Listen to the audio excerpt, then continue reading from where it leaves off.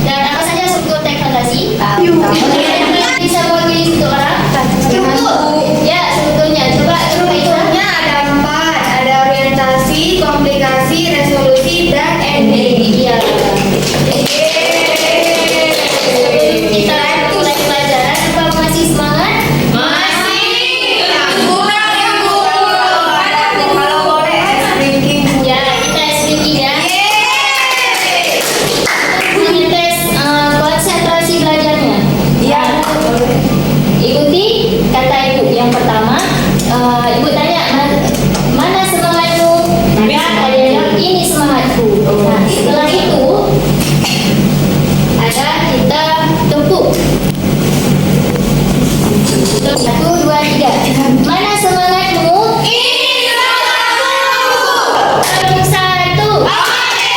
Tepuk 2. Tepuk 3. Tepuk 4. Tepuk 5.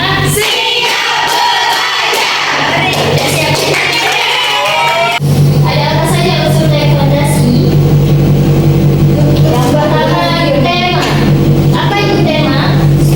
Suatu gagasan yang Menjadi dasar dari suatu cerita atau narasi. Nah, sebelum kita membuat teks narasi, teks fantasi, kita harus tentukan dahulu tema.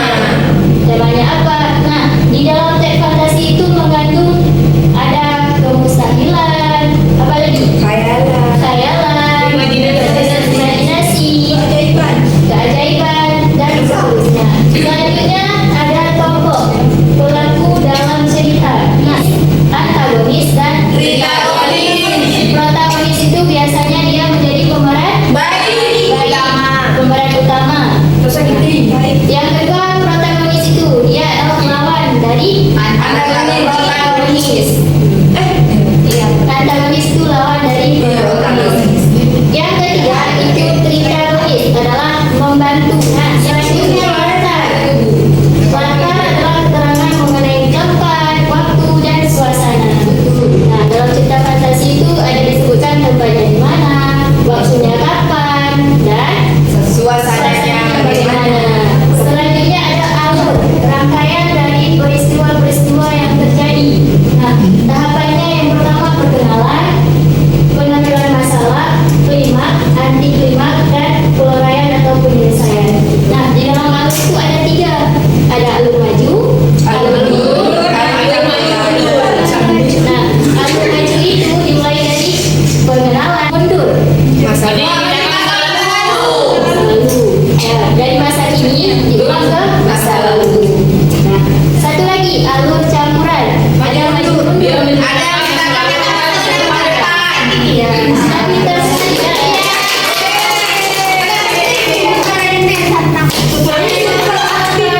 cerita fantasi. Apa itu sudut pandang?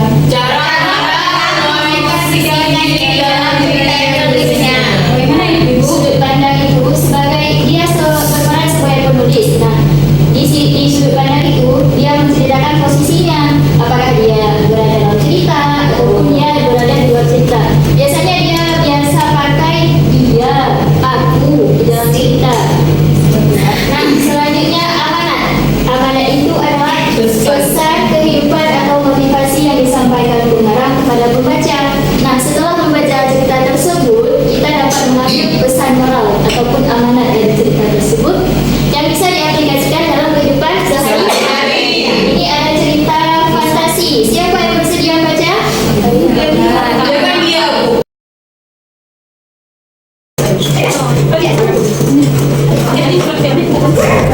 Perhatikan terlebih dahulu tugasnya.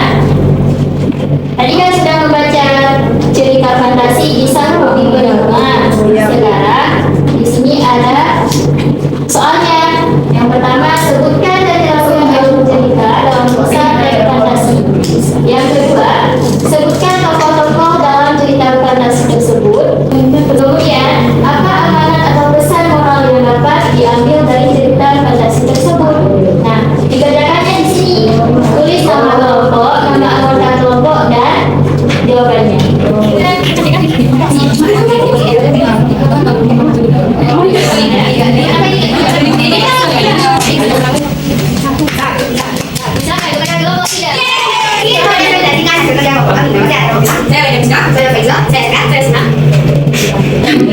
Untuk jawaban yang pertama, alunan yang dipakai adalah kita. Yang kedua, Putri Bari Ania Dami Hajar. Yang ketiga, amanah yang dapat diambil. Yang pertama, janganlah kita merasa iri hati dan dengki terhadap orang lain. Dan yang kedua, kita harus terus berusaha dan bertekad dalam mencapai sesuatu. Ya, terima kasih. Wassalamualaikum warahmatullahi wabarakatuh. Waalaikumsalam warahmatullahi wabarakatuh. Sudah, jika tidak ada yang bisa, maka ibu saja yang menyimpulkannya. Yang pertama, unsur-unsur teks fantasi yaitu ada tema, alur, latar, sudut pandang penulis, ada amanat. Cukup sekian untuk hari ini. Mohon maaf apabila ada